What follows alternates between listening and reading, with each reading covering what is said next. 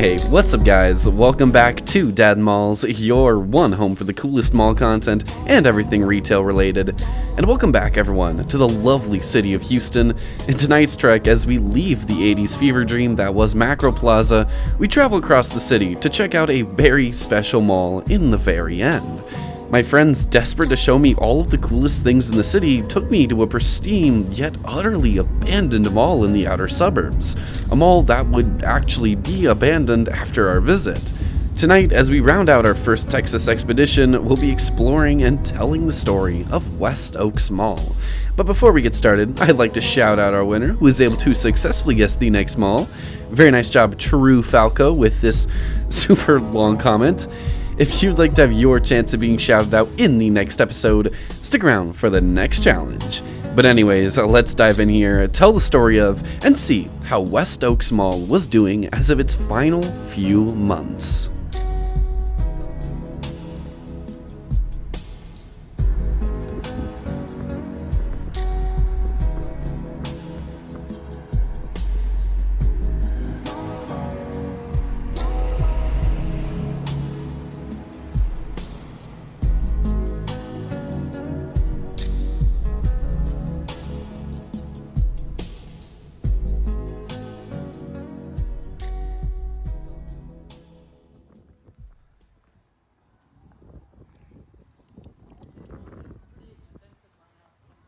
Yeah, I could tell based off like the pictures I've seen. As we get in here, take a moment to relax, chill, kick back, and let your worries float away. Because this is West Oaks Mall, a clean, pristine destination, a forgotten land of luxury and leisure. How did this mall fail, and why did it close just after we had left? Well, let's get to the story. West Oaks' story is one similar to many, spawning off of the dreams of future oil developers. In the 1960s, the city's rapid westward expansion had many developers trying to go long and catch the next big boom, or where the next big interchange would lie, hence the construction of malls like Memorial City, all of course trying to capture the same success as the Galleria. In the far western suburbs at the corner of then, at the time, 2-lane FM 1960 and Westheimer Road, developers JMB would begin planning a future.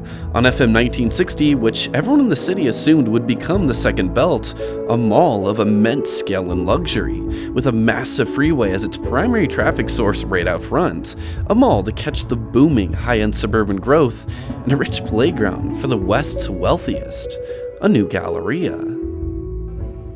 Express. What? And then that was like the limited. I'm guessing the white and the black.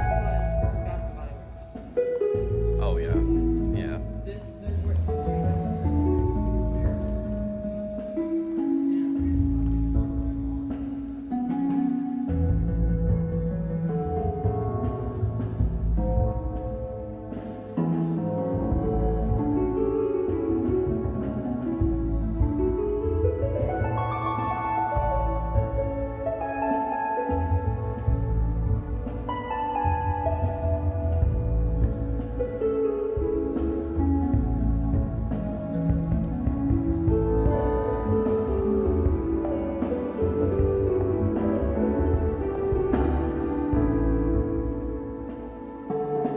As we gaze down the long stretches of dead corridors, let the dead western feels surround you and comfort you. Oh, yeah. We're coming up to what would have once been the mall's Lord and Taylor Court, and long ago a massive streetlight clock would have pointed travelers in the right way in the dimension of time.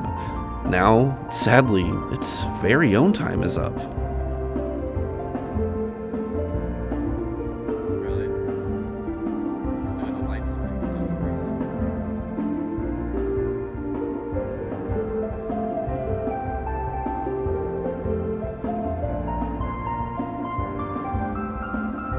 Shell by the mid-70s would build a new headquarters adjacent to the future mall site, funding and planning on the area's projected growth. However, in 1969, they would run into their first screw-up when Beltway 8 was announced to become the city's second loop instead of FN 1960. Now, without that planned traffic source for the mall that they were already betting on, Shell would frantically scramble to build up the area with dozens of new homes and suburban sprawls. All, of course, for the rich oil executives. Finally, almost 20 years after it had first been proposed, West Oaks Mall would officially begin construction in 1982, beginning just shortly after Foley's newest store would open as the mall's northeast anchor. With an opening date set for 1984, it seemed as though the dream might work, but really, under the surface, it was all falling apart.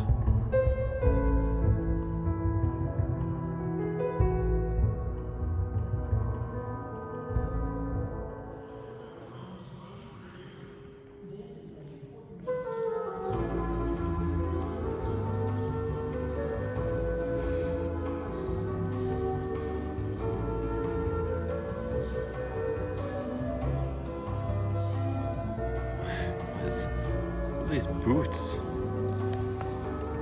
It's so weird. I felt like switching it up tonight, so a lot of this very elegant and decadent music you're going to hear throughout tonight's video comes from the amazing Oldest View by Kane Pixels. If you haven't seen that video yet, I'll link it in the description. Easily one of the best mall horror movies I've ever watched.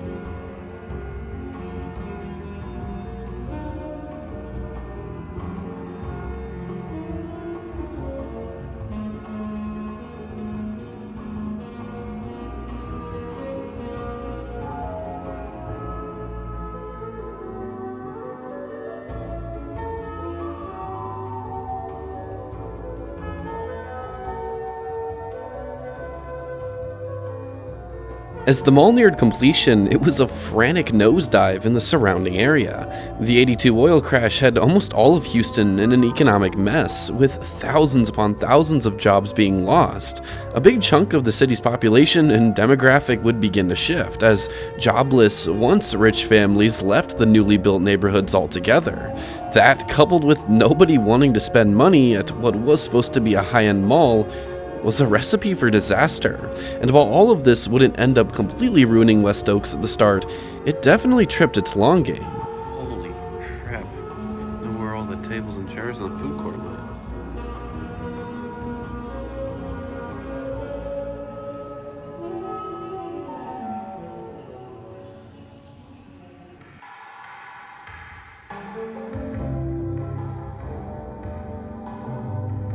Before we open West Oaks and see how it bears these tough circumstances, I first want to show you the amount of malls in the Houston and greater metro in 1984, the oversaturation of just how many shopping centers were present in the city, with almost all of these being over 1 million square foot and containing the exact same brands.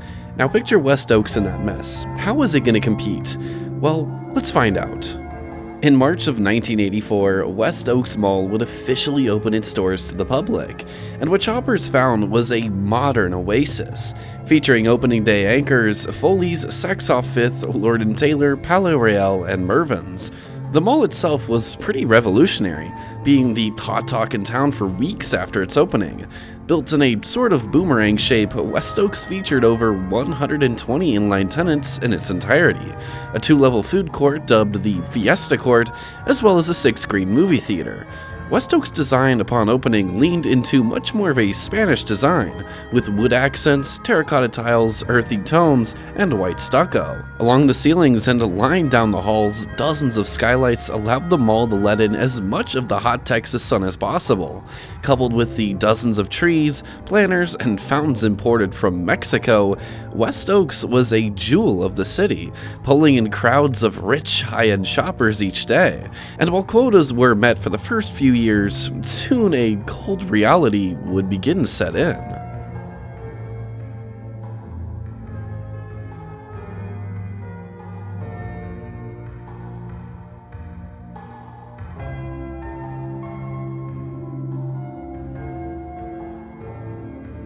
As we explore the once great Fiesta food court, you're gonna see a white, black, yellow, and red tiled eatery. At one point it would have been a thriving McDonald's, but now it sits completely abandoned like the rest of the food court. And the gated off hallway which splits off of it would have once gone down the Mervyn's wing of the mall, but we'll get more to that in the history.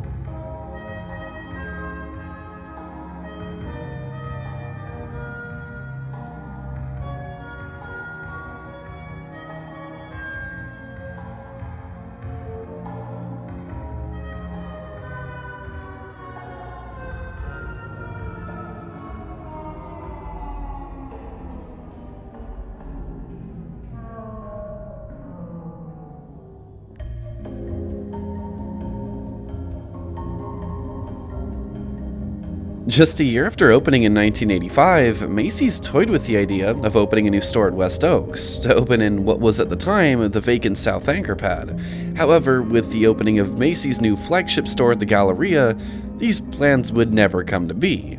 By the late 80s, the oil economy was tanking yet again, with many rich homeowners having to leave newly built homes. Around the mall, several development projects slated to come soon never came to be, with miles upon miles of freshly paved roads left abandoned. By 1990, West Oaks' status as Houston's luxury mall would sort of be forgotten, as Saks and Lord & Taylor would close that spring, replaced shortly after by Sears and JCPenney. In the mall, foot traffic just wasn't matching expectations. Without the planned freeway or any of the developments going as hoped it would, your more average mall names would move in, with the luxury names leaving in droves. And management saw this and attempted to stay ahead of the curve by repositioning the mall as more of a middle-class shopping center.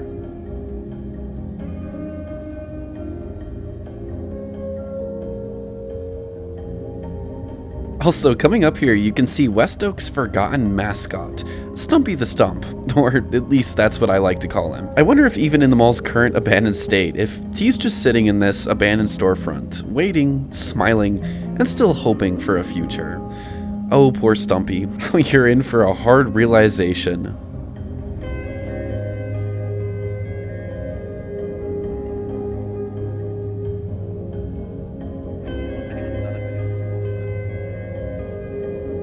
It seemed as though West Oaks' repositioning was working, as in 1991, the long vacant South Anchor Pad would finally be filled with a massive new Dillard's store, quickly becoming the mall's new sixth anchor. With the 90s in full swing, West Oaks was finally able to regain its footing and able to begin to heal, with the new generic name brands earning it the status as one of the city's top performing malls. But as you've all probably guessed, this status wouldn't stick. In 1996, First Colony Mall would open, becoming the next westernly high-end mall, stealing a status West Oaks could never live up to. And then, in October of 1999, a winding blow, as Katy Mills would open just 10 miles away. Katy Mills in many ways was the death blow to West Oaks, as after its opening, foot traffic would plummet. To combat this, West Oaks would pull probably the dumbest move that they could. Well, dumb in my book, but we'll get back to that in just a moment.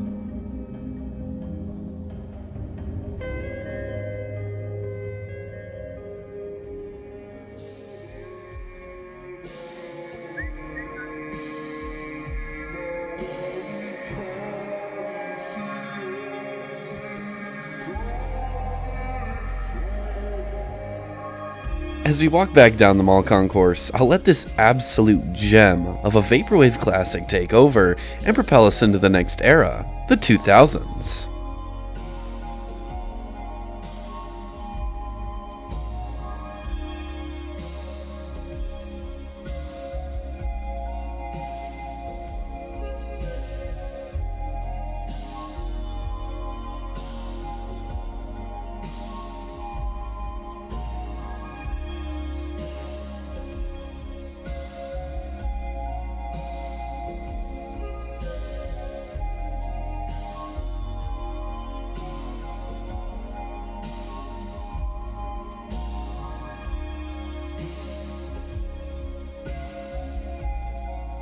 In 2004, the mall would be completely renovated, overhauled, and remodeled, stripping the tile flooring, second-level food court, all of the fountains, planters, and trees, and replacing it with the look you see today. a bland, depressed ranch theme.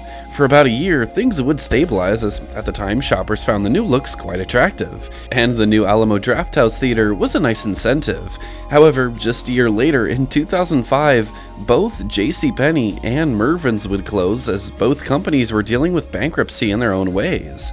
The old Mervyn's would go through a Stephen Barry's phase from 05 to 09, but that did little except for effectively killing off the West Wing, which at the time featured 0 open storefronts alongside its dead anchor, leaving the quickly dying mall, as quoted from Houston Historic Retail, downright dumpy.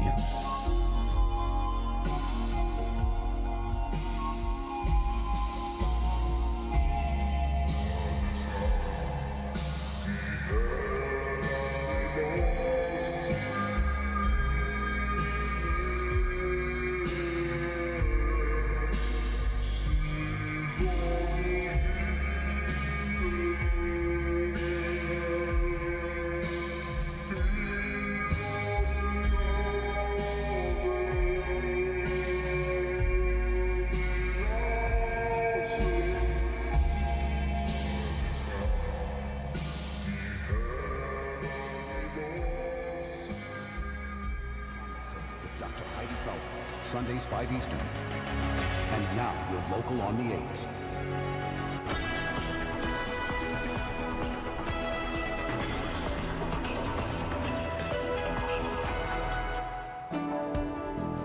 While I talked earlier about how the surrounding area just wasn't living up to its potential in the 80s and 90s, in the early 2000s, while the mall itself died, the area would actually bounce back, with several new retail centers, big box stores, apartment complexes, and housing subdivisions being built, fully fleshing out the area around the mall. This 2008 aerial perfectly illustrates that there were good days at West Oaks.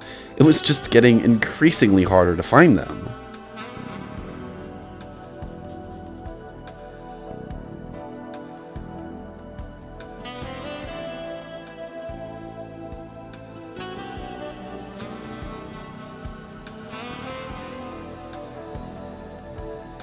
Now, as much as I hate to break your hearts, sadly we weren't able to go into the arcade, which would have once been Sears. And while it looked more like a Sears than any arcade I've ever seen, at least we still have the sign to tell us what once was.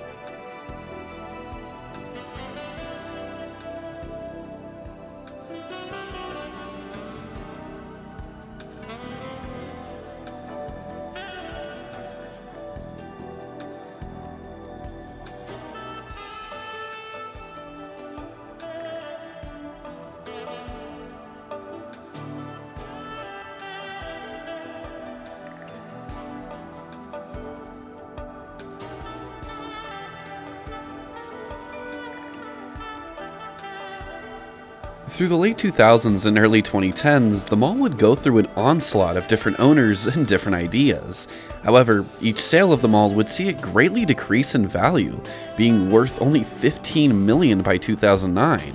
In 2010, Dillard's would convert their anchor to a low-end clearance center, closing off mall access. And in 2011, a new lifestyle wing, as it was dubbed, would be built, which really just meant the complete demolition of the long vacant Mervyn's wing.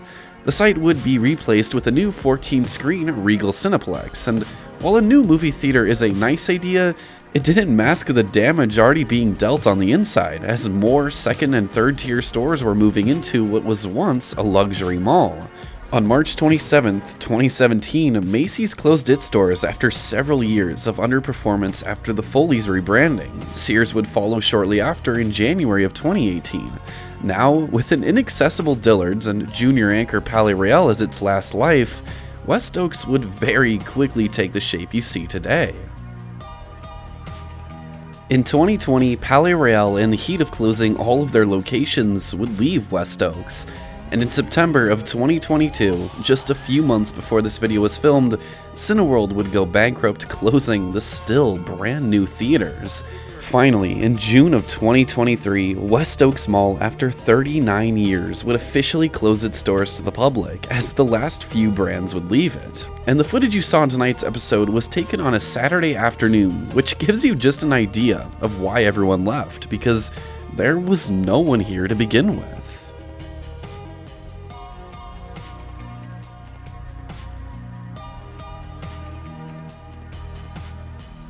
So what do you think the future holds for West Oaks Mall? In its current state, it still sits, as you're watching this, completely abandoned. A discount store operates out of the former Macy's, and Dillard's is still around, so could it possibly come back? Or is this failed luxury experiment heading for the wrecking ball? Let me know what you think down below. Guys, I want to thank you so much for watching tonight's episode. West Oaks was one I'm very glad I was able to see, and its backstory really puts it into perspective of why it failed. If you guys enjoy my Dead Mall content, consider subscribing as it helps out so much and it means the world to me. Also, consider checking out the Patreon as we have a ton of fun and exclusive content over there. Next week, as we leave Houston, we travel back to Iowa to check out a classic River City mall, once covered here long ago in Season 3. A mall with unmatched blue aesthetics. Guess which mall we'll be at, and I'll shout you out in the next episode. But until then, have yourselves a lovely evening, and peace out guys. See you later.